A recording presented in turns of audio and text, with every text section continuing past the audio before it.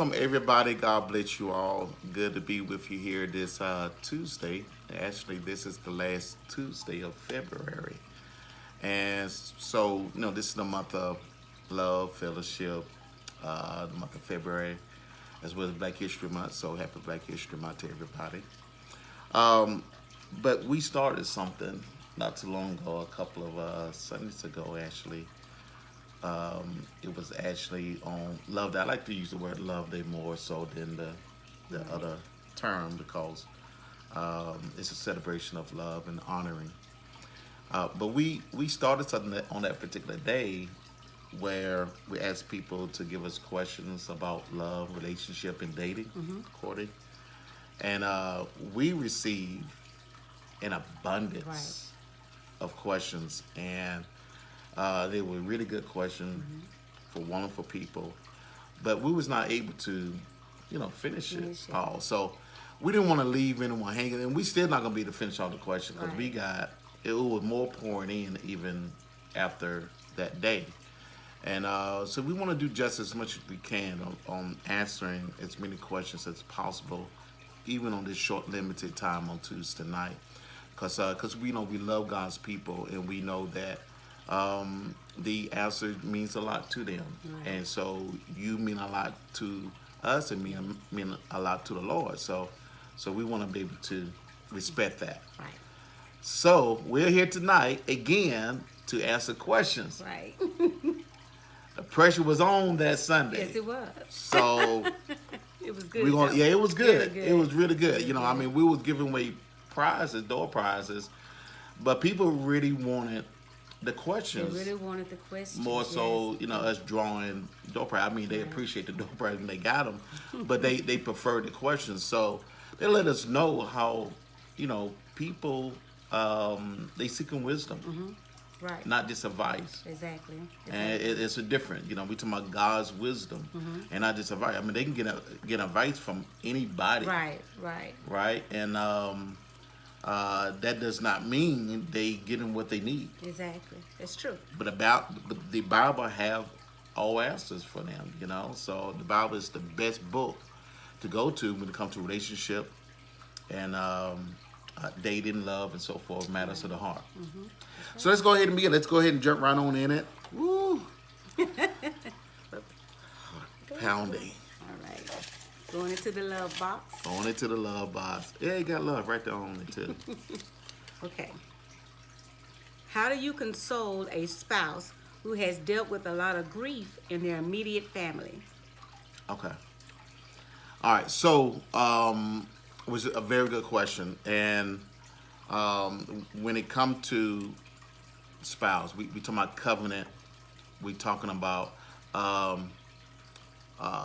covenant. We talking about being in a relationship, which is a little bit different because they mentioned spouse, right? And so covenant is something that meant to be forever. It's something. It's not temporary. It's not a contract, but it's a covenant, which is so much bigger than a contract. And so understanding that it's gonna be some highs, it's gonna be some lows, it's Right. gonna be some good times, gonna be some not so good times, but we are there for the long haul, through the good and the bad. And so when it come down to grief, we got to understand there are different type of emotions that may be connected to grief. Grief is a necessary process of healing. Right. It is needed for healing when loss is experienced. So that is natural. Known as natural, it is needed. Right. Sadness is a normal human emotion. When things happen that may not be what a person expect, that's opposite of happiness and joy. Sadness is going to be there. I mean, so that's human emotion. We can't overlook that. But when it comes to grieving, when it comes to sadness or suffering of a type of emotion, it's difficult for us to be able to understand and connect to people because that's a difficult, awkward moment. Yes. I'm a pastor, and I still find it difficult to communicate to people who are suffering, especially if immediately at that time loss. It's very awkward. You know, even though you know the words should be simple, like, you know, we care, we love you, we praying for you, but still that does not remove the hurt. Right. That does not remove the memory they are now treasuring and the pain Right. they are now feeling. Right. And so, you know, what we need to do is help that spouse to continue to move through grieving. And grieving does not have an expiration date. It has become less. It does have specific phases, you Right. know, as far as different phases for denial, anger. You will begin to negotiate, and then eventually you'll move into that acceptance. Right. But that does not mean that you will not go back and visit some of the other different phases, or you may stay in one phase, you know, or a particular order. But the main thing is that you want to keep them moving Right. on their own pace. Right. Right? Now, for someone who has suffered multiple losses, it's going to, believe it or not, each loss have its own grief process. So you can't lump all the losses in one grieving process. Right, Each right. one deserve their own particular grief process. So as a spouse that's there accompanying that person, you have to have a lot of patience and a lot of understanding, and to be there for them Right. when they need it, and in that time they need alone time. Right. Right. You know, Exactly. I'm pretty sure you can probably relate. And Yes, yeah, I can. Because when the loss of my mother, at the time when it's fresh, the only thing that Apostle could do for me was just be there. Because no matter what words are that being said, it doesn't cover that pain. It's like he said, it's a process to get through, and it takes time, and there is no time limit on it. And I call them my moments. Yeah. You know, I be like, well, I'm having a moment right now, you know, and all I could do is just get through that moment. And once that moment has passed, I'm okay. And there's a lot of moments. it's a lot of moments. And I yeah. still have those moments, and I tell Apostle, I be like, you know, I'm fine. I just something has, you know, come across my memory, or something remind me of my mom, or anything like that, and I just have a moment. Does it get easier? For me, I say no. But in time, I'm pretty sure it will. But still, it is a comfort to know that if I do need to talk about some things, he's there for me. If I don't want to, you know, talk about some things, he understands. It's a touch, it's a hug, it's a, okay, baby, you know, in his mind, he probably said, well, I'm going to let you have your Yep, moment. You know, it's just different things, I guess, for different people, because everyone grieve differently. Right. And as an anger, I never was angry about it, because I understood a lot of things when it came to my mom. I knew what my mom was going through, and I knew she was ready and prepared to see the Lord. So there was a comfort in that also. Peace. You know, there was a peace for me. But yeah, but the multiple, I know it has to be tough. When Right, there's it's tough. multiple, It have you to know, be. you know, people in your family and your loved one. It's gotta be so tough. And so for the spouse that has a spouse that going through multiple grieving and things like that, just like he said, patience is the key. Yeah. Just be there for them. Let them take the lead in what they need. Exactly. Let That's them take the the key. lead in what they need. Right. And learn your spouse. And learn your spouse. Learn your spouse, because, like I say, everyone is different. You know, you may grieve different than your spouse. Exactly. And so you don't want to rush them along based on what you may perceive how it should be done. Right. And another thing is to notice key differences between grieving and depression. Because especially when they go through multiple grieving processes for multiple different losses, personal losses, you want to notice the difference between depression. And there's little key symptoms, so you better notice, you know, like a loss of appetite, or maybe they overeating, or not sleeping, or sleeping too much. They no longer have the fulfillment of doing certain activities that brought joy to them, and they prefer isolation and different things of that nature. Or crying spells. They may have long crying spells, not just moments like Lady Cindy was talking about, where you have moments of memories. Yeah. But I'm talking about this crying spells that they don't even know why they're crying. Right. You know, those are different symptoms of depression. And when you get to that point, you may need a little bit more help. You know, you still need to be there, of course, for your spouse, but you may need a little bit more help. You may need to call in for any particular professional counselor or pastoral counselor, somebody that specializes to help out in knowing what to do for people that's in depression. Right. That's good. You know. So anyway, yeah, just want to share that with you, and let's go for another question. Hopefully that was good. Okay. It was very good. All right. Into the love box. And we have, how do you know when it's time to walk away? Wow, how do you know when it's time to walk away? I'm assuming from all the relationships, so I'm not going to really categorize that to one particular aspect. Rather, I'm just going to say marriage or non-marriage, right? For non-marriage, you know, well, both is an individual decision, but I believe both of them may require different perspectives, Yeah. because you know, one is talking about covenant, one talking about non-covenant. Right. And somebody mentioned about red flags in one of the questions before. So when you're talking about non-covenant relationship, which means you're dating, you're courting, right? And I talk with my hands on. It's fine. It's fine. But anyway, when you talk about dating and courting, you know, there are red flags there. No red flags, anything that I dealt with before that dealing with the love of yourself, when those boundaries are being violated. Right. The love that you have towards God, when those boundaries are being violated, or the love that you have towards people that have been in your life supporting you, when those boundaries are being violated, whether it's children or parents or siblings or, you know, different things of that nature, different people of that nature. So when you begin to see all these different things being violated, boundaries being violated, those are different red flags that you need to take note of at that time, right? No one should make you feel less than who you really are. They should cause you to feel more who you are. You know, they should help you to even identify who you are, your purpose, your giftings, your calling in life. You know, the whole 9 yards, not less. Right.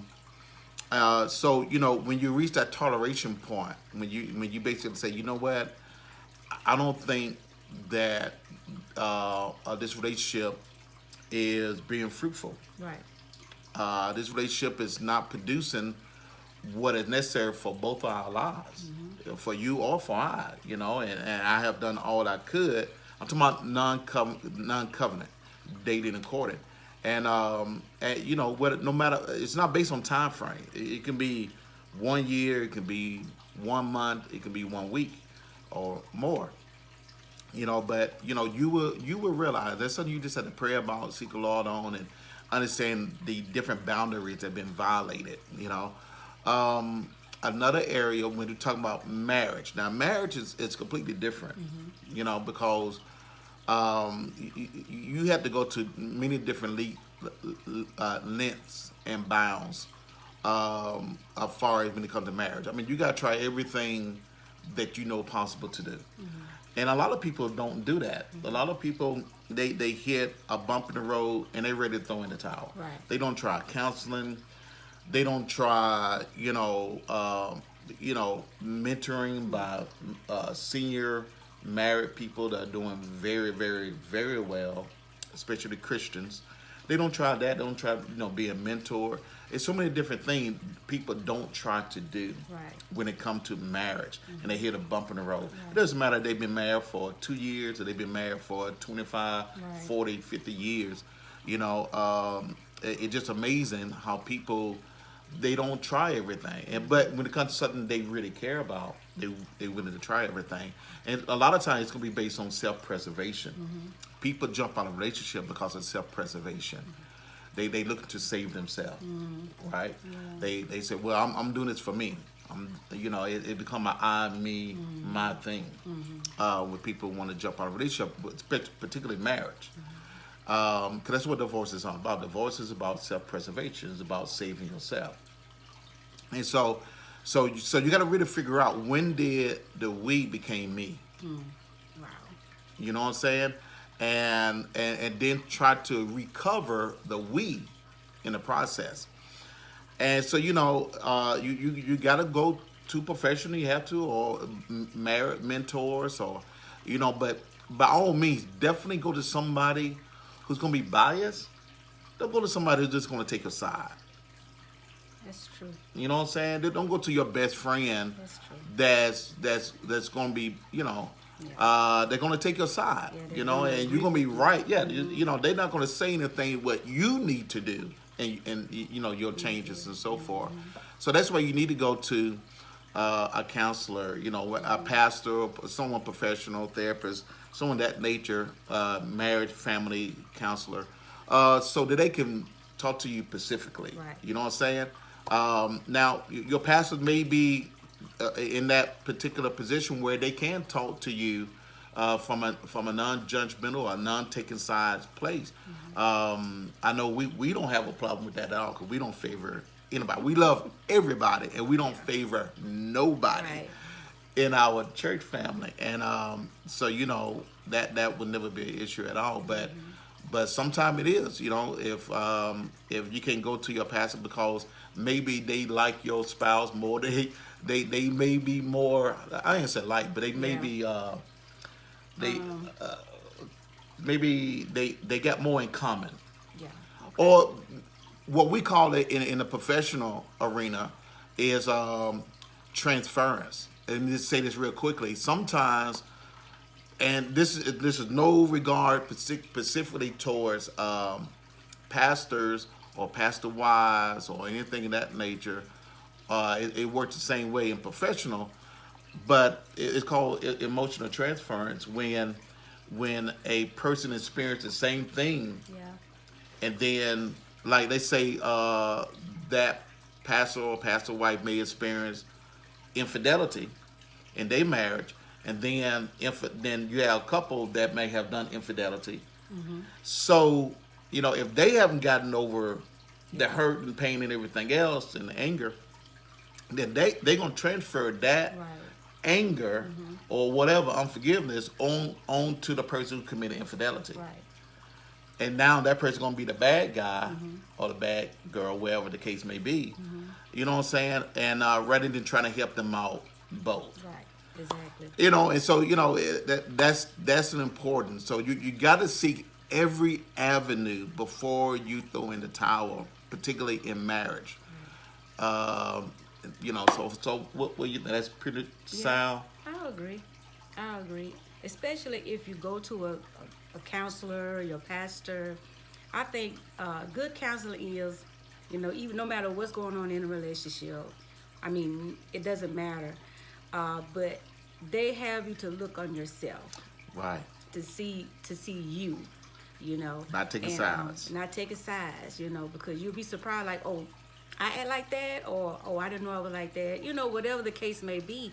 But it would be good that person that you're going to counseling with or for will let you see who you are and Right. yourself, and then you never know, like, okay, I'm the one that probably needs It to takes love two. more, or Yeah. but never counsel them alone. It should be both there all the time. Yeah. I encourage you. You may be the one who may be taking the initiative to find, a counselor or therapist, or even your pastor. You may call your pastor. You may be the one who initiated, but don't start that counseling session without your spouse, Right. because then it's going to feel as though that the person is going to be at a disadvantage. And so forth. So, you don't want to do that. Go in. You may initiate the appointment, Right. but both of y'all go at the same time. You're one. Yeah, go as one, no matter what. And they preferably be there to help you out from that point. Okay. Another one? Yes, ma'am. We're doing pretty good. Doing pretty good. What hope does God offer for single people? Wow. Okay. Let me tell you something. I love this question. because I get it pretty often. Because I think a lot of times people forget that married people were single. And I think, personally, I think the best married couple are people that are single. Now, I know that throw a lot of people off, but you got to understand what I'm saying. The word single means whole or special or unique. And so when a person that's married realize from the beginning, before they was married, that they are whole, they are special, they are unique, that doesn't leave them in their marriage. And so I never call Cynthia my better half. I call her my better whole, right? Because I'm whole, she's whole, you know. And if it's for me, marriage is never 50-50.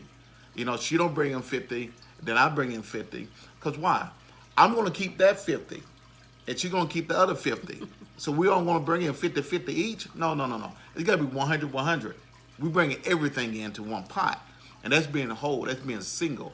So what does God offer? What hope did God offer for people that are single?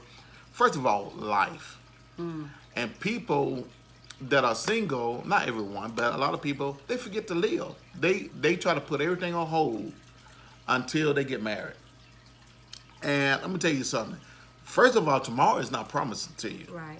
And that's first of all. So, you could be waiting 10, 15 years before you get married. And then 10, 15 years, let slip past your fingers. Whether you married or single, it's not promising. Yeah, it's not exactly. So go My out Lord. and live. That's the hope that you got. You got life today. Today, yesterday has passed. Tomorrow is not promised. Right. Today is a gift. Yes. It's a gift. So live for today. Yeah. You know what I'm saying?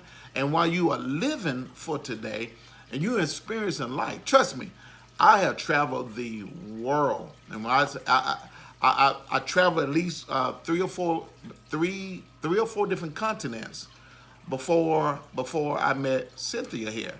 And so I was living, I was traveling, I was going different places. And I thought I had seen so much. But when you and I started traveling, I realized, my God, I didn't see even half. There's so much out there in the world that God has created for us to experience, to enjoy. So it's not as though, well, I want to say that till I get married. There is so much to do when you do get married. Don't hold off on experiencing life. Yeah.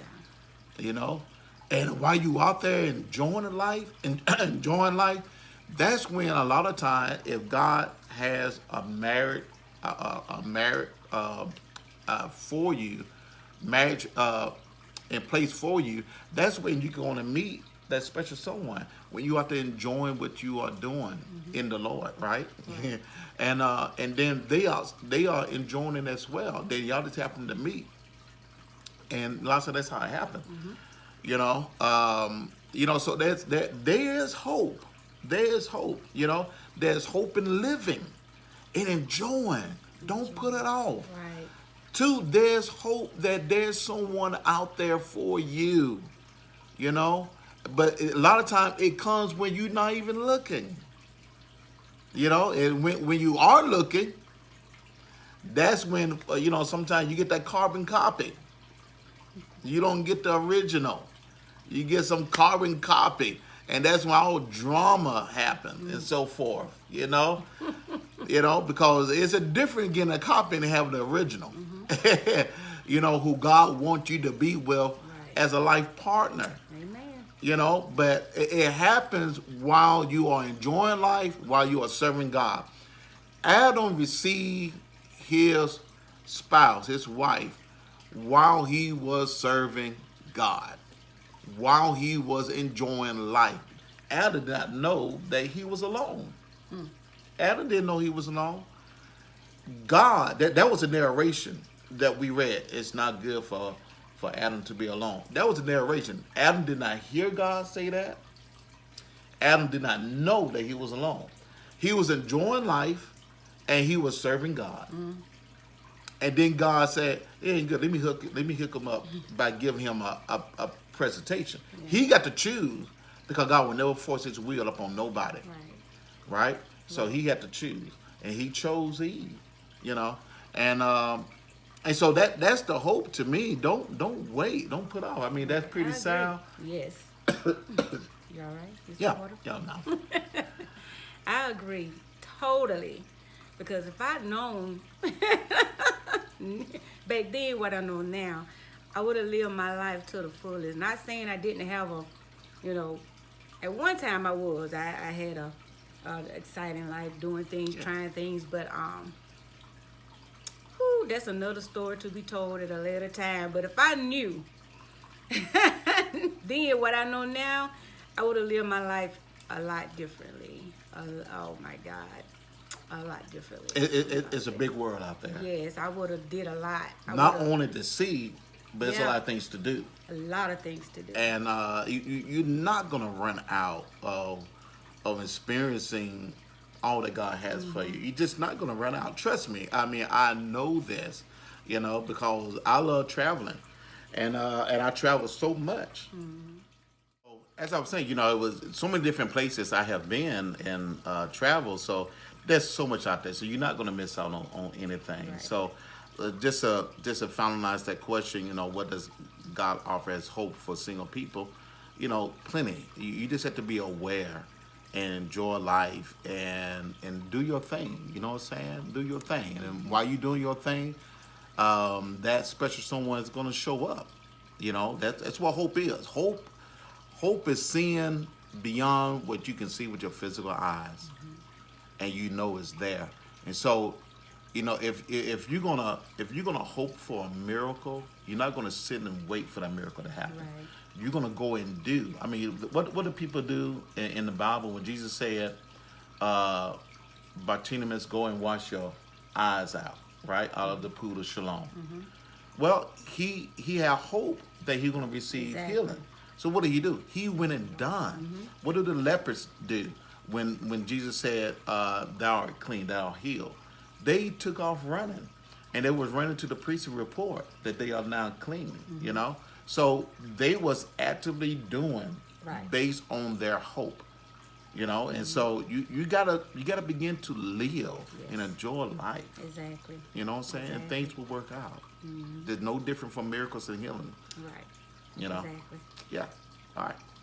Next question Next there. question. I put my spectacles on so I can see. In the love box.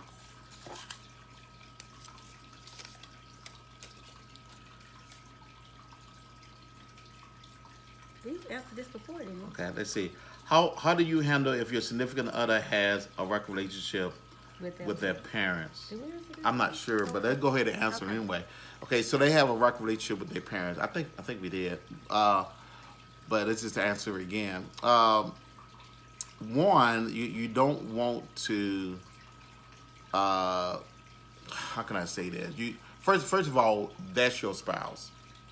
So if it's a spouse, if it's a spouse, that's your spouse. Number one, you support your spouse. And that particular situation may be going on for a while, so it may be a whole lot more deep rooted than you may originally believe. So you're not going to come in and solve it like overnight. It's going to take a process, and so it may be some healing that may be needed on behalf of your spouse. If there's some type of unhealthy relationship going on there between your spouse and their parent. And so what you want to do is be supportive and so forth and everything else. Now, what you don't want to do is go negative on the negative. When your spouse may say some things, may be harsh towards the parent, you don't want to jump on that bandwagon. You want to listen and so forth. But you don't want to jump on the bandwagon because see, once you do, and then they make up and they receive forgiveness from one another, they're going to remember what you said. That's true. They're going to remember when you said, yeah, you're right. They are da da da da da da da, and called in different names. And I'm telling you, they're going to remember that. And it's like, I remember you called, that may not go well down the road. So what you want to do is, you want to be supportive towards your spouse, but you don't want to get in between. Right. You know what I'm saying? That's something that people always advise us to do when it comes to breaking up fights. Don't get in between the two people that's fighting because you're going to get hit, right? And so you don't want to do that. So you want to kind of restrain that person so that, it won't be as intense. And, create different boundaries. Help them to understand healthy boundaries. I do encourage people to do that. Right. When not to completely sever, but to create healthy boundaries. And maybe have monitor the times they do visits and how long and so forth, so that they can continue to build upon that. Now, it may be time that you may be a mediator to bring peace. You can be able to do that, but it's going to take time. So be patient. The main thing is make sure you bring healing towards that spouse, because you're not living with the parents, but you are living with your spouse. That's true. And so you can bring healing there and restoration there, and eventually, over a period of time, you may begin to see that relationship being healed. Right. Now, if you're not married, you're a little bit more limited. You can still do the same thing, but you're a little bit more limited because you don't have that strong, significant role yet as a spouse. But you can still practice some of the same different things as far as being there, being supportive and bringing healing. Because you don't know what's there. Exactly. You know what I'm saying? It could be really deep rooted. Exactly. And you don't want to take sides because you don't know everything that's happening. I always say the three sides to a story. Right. It's the other person's side, the other person's side, then it's God's That's side. true. That's true. And God's side is always the whole truth. That's true. You're only getting part of the truth from the two people. And that's it. That's it. And so when you take one, even they may be your spouse, and I'm not calling your spouse a liar, I'm not saying that. What I'm saying is they may not be ready to deal with certain things, and they may not share with you just yet. Right. Okay, maybe some deep-rooted hurt that's there, and they're not willing to come forth and start confessing that and acknowledging and dealing with that hurt yet. That's right. So you may only know the part of it. So, be patient. Allow healing to be there and be supportive for your spouse. And with all the different things, we pray for restoration. Amen. That's right. Yeah. Yeah. That's Anything, good. Shep? That was good. That Okay. was good. All right. So let's do two more. And let's see. What makes a man husband material or a woman wife material? Okay. All right. So this is a simple question. I mean, basically, I know people got their 10, they list, they make their list, and so forth, and there's nothing wrong with that. But just be mindful as you are making your list, someone is making their list as well. Right. And so when you're looking for someone to, for you to check out everything on your list, make sure that what's on your list as well can complement what's on that list. That's true. You know what I'm saying? Yeah. So if I want to understanding man, well, make sure you understand it. That's right. You know what I'm saying? I want somebody that's always gonna look like that. Well, make sure you always gonna look like that.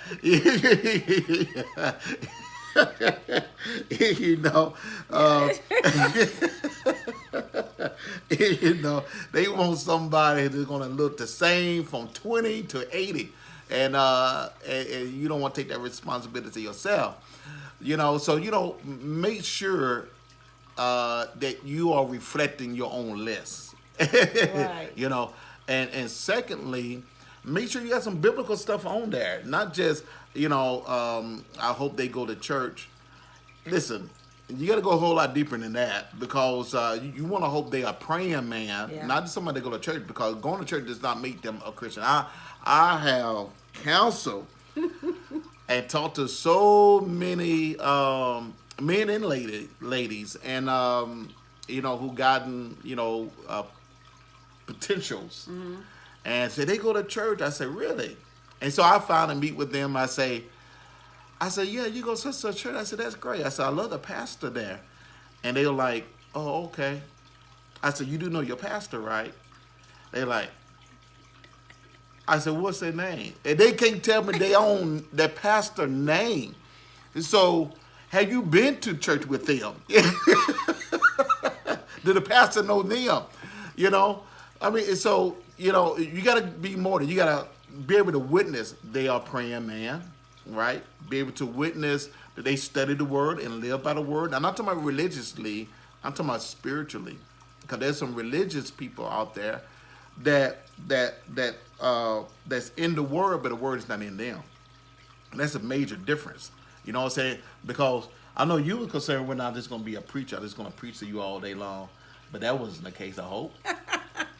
We'll see. Was that the case? No. Okay. No, you're not boring. Well, not boring. I thought you was gonna be boring. And I'm not a preacher 24/7. Thank you. No, you're not. But I am a Christian 24/7. Yeah. I am a Christian 24/7, but I'm not a preacher. I don't preach to You her. don't preach to me. You know? Because if you was preaching me all the time, I'd be sleeping all the time. Yeah, that's true too. You know, so you know, I mean, it's a difference between being religious and being spiritual. You know, so you know, you want to have a list on that as well. So, But let me say this though, even though you don't preach to me all the time, but we do sit, we do study. yes, And it'd be good. It'd be good because It's mutual. Yes, because I take in a lot. and of I take it a extra. lot. Yeah, I take it a lot because see, it's mutual. See, just Yeah. because I'm a preacher or apostle whatsoever, it's not like a teacher mode. Right. It's a good thing.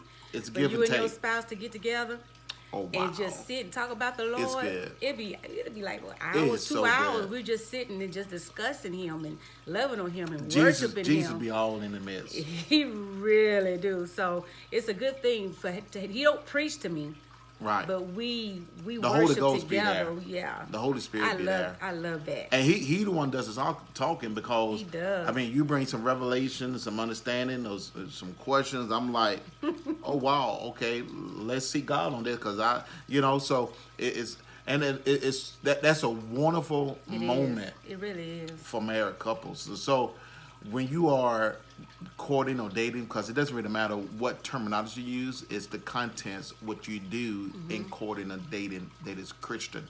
And a lot of times, I'm be honest with you, it just you just want to bring Christ into it. Christ is your measuring stick. Put it like that. Christ is your measuring stick. Because what did Jesus say? That the husband should love his wife as Christ loved the church. So he's the measuring stick, Yeah. And so And you feel love. It's just so much love in It's that sincere. room, wherever you at. It's real. Oh my God, it's just It's wonderful. authentic. It's authentic. It really is. Yeah. All right, let's see when we can get one more. Let me get the little small one here. Let me get Let's see the what, small one. yeah, let's see what they say. Oh, You upside want me down. to read it, sister? How often should you do a date night? Many times you want. Yeah, thank you. Thank you. Now, Many now, times if you're not married, you want to you want to limit that. You know what I'm saying? You don't want to do that so often. Because why? Because you want to treasure some things for your marriage. You know what I'm saying? And not only that, you don't want to get yourself in a place where you may compromise. If that makes sense. When you're not married. When you're not married. So you want to be careful on that. I mean, come on, marriage is honorable, and so you want them to still be chasing you, when you're married. So I mean, if you do everything before you get married, like Bobby Blue Band say, the thrill is gone. So you want to be able to bring a balance to that when you are not married Yeah. and so forth. You know what I'm saying? Now, when you are married, like Cynthia said, as often as And you anytime can. want, whenever you can. It may be different Every day, various people because you Yeah. got some people. Children. They have children, Working but different very much busy on their jobs, Right. and so you have to read the schedule, Yeah. and I like something that was taught to us, in our married classes that we had from the Posey's incredible coaches, Yes. married coaches, John and Sandra Posey, and they mentioned about date day, rather than date night, have a whole 24 hours. That sounds good. Y'all remember that now. You remember that? And I thought that was really cool because like the whole day, you just dedicate to one another, and that may be difficult for some people, but it could be something you can graduate to. Yeah, and I like it, even if you can't get to that date day or date night, just do a little bit of something. Text Yeah. text something to your Yeah. significant other, send flowers, have a card, or just a little bit of stuff. Let them know that you're thinking about them and stuff like that. It don't have to be something major and extravagant. It could be simple stuff. I got You one know? couple, a wonderful couple, and they pretty busy, and they husband travels a lot. And one of the things they do, they said when they husband is traveling, is that they have video, they FaceTime and have dinner together. Oh, that's sweet. That's That's beautiful. very sweet. Yeah. It's beautiful. So they sit down and eat together on FaceTime, and it's like a date to them. Yeah. And I thought, man, that is so cool. Yeah. But it's so many different creative ways that you can keep that Fire. intimacy and a fire burning. That's a wonderful way too, especially when it's like long separation. But definitely do something. Don't just become just a stay at home. And I'm not saying to stay at home is not good. I mean, you could bring romance and so forth, because sometimes you never know how people maybe physical conditions, Right. when they can get out much and so forth. But hey, be creative from that. You know what I'm saying? I mean, you can redo your whole dining room and make it Yeah. a restaurant style, That is and true. make dinner, or bring in dinner, do DoorDash and bring in dinner, or have something on your porch, on your deck, and Yeah. have a night out. Bring the TV out there. Yeah. Like a drive in. This you too. So it's so many different things that you can be able to do that you bring some creativity on your date night. So there's something to be going out every time. Exactly. You can be very creative. All right, one more. Okay. Let's do one more, and then we'll close it out. So hopefully we done some justice, because we ain't got. It's so much more questions. So. Let's see here. How do you argue effectively? Good question. I love this. Because this is one of the things that I do as a counselor, pastoral counselor, and aspiring professional counselor as well. But one of the things I talk about is communication, right? And communication, I firmly believe that we learn how to talk at a very early age, babies and so forth. We try to mimic sound and utterance, mama, baba, and stuff like that, But when we get, we think that's communicating. It's not communicating. Right. It's just talking. Exactly. And so, married couples or even unmarried couple, people in a relationship, you're gonna have disagreements, right? It's how you disagree. You're not gonna be able to prevent disagreement, because you're two different people. You have different values, perspective on how you see things, and that's what make you whole, right? Single. You're unique and special because you got your own particular value system and so forth. However, it's how you disagree. And so when it comes to communication, there are different traits you need to possess, right? Or at least begin to develop when you have communication skills, because they are skills, right? And one thing is actively listening, right? And actively listening means I'm paying attention to you. I'm not on my mobile device, or my mind's not somewhere else. I'm listening. That means I'm listening with this, and I'm silent up here. And so I'm not thinking of. I'm not listening in order to reply. I'm listening in order to understand, and that's the difference. So if I got a whole bunch of things going on up here while you are talking, I'm not listening to you. Right. I'm waiting for you to finish, Yeah. so I can say what I want to say, and that's not listening. And how can you communicate effectively? You're not even listening to your partner. That's right. And so that's one thing is actively listen. Number two is going to a communication or argument or disagreement with a win-win solution. Not going into I'm gonna get my way. You know what I'm saying? Or they always gonna get their way, so they're gonna get their way. Cause that's a win-lose or lose-win situation. And what you want is a win-win situation, which means gonna be some compromise. So you gotta go in thinking that, you know, I made to compromise some things. You know what I'm saying? And it's okay to do that because marriage is about compromise. And so you want to be able to enter into a disagreement knowing that, hey, I may be wrong or I may just have to compromise. It's not always being right. It's not who's right, who's wrong. It's what's right. Right? And so, you know, so only different things. You know, you don't want to yell. You don't want to call people out by their name, outside their name rather. And if necessary, call a timeout. You know, if you get too heated and you feel your emotions kind of flaring, call a timeout. Say, hey, can we time out?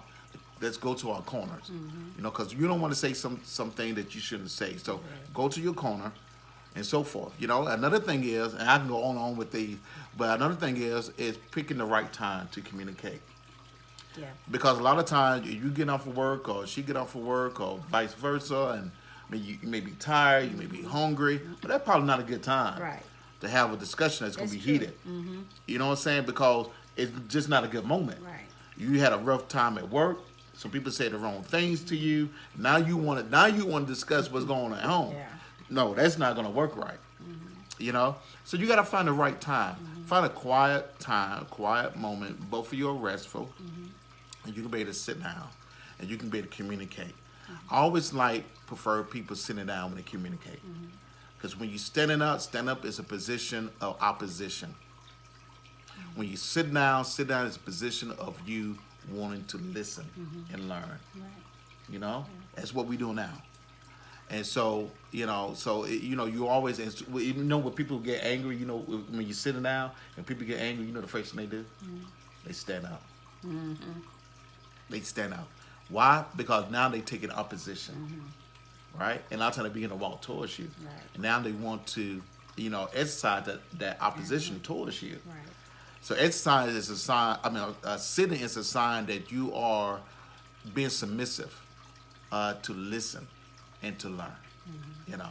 I can go on and on about that. Maybe I can post something about that and get some more communication skills out there. But, you know, but always be careful of how you communicate as well. There's so many different words you shouldn't use, like always, never, and so forth. You never do this. They're going to think of the one time that they did. You always do that. They're going to think of the one time they didn't. So, you know, you never want to use the words or absolutes, you know, different things of that nature. But anyway, yeah, hopefully that will help out a little bit. That was good. You know, and like I say, you know, maybe we should do this once a month. You know, maybe we should just kind of slip in and just do this once a month and maybe outside our Bible studies and maybe do, you know, like a 10, 15-minute video, and we just kind of go over this right here because it's so much more. I mean, we got a whole lot more than what's in here. I got like 12 more questions that's not in here, and we got about at least 10 in here. Continue to send your questions. Yeah, continue. Yeah, that's right. Continue to send your question. Like I said, I got some more that I have not written out that we're going to do that. So hopefully you were blessed tonight, and you got a lot out of tonight as well, and you be very blessed, okay? All right. God bless you. Bye-bye. Bye.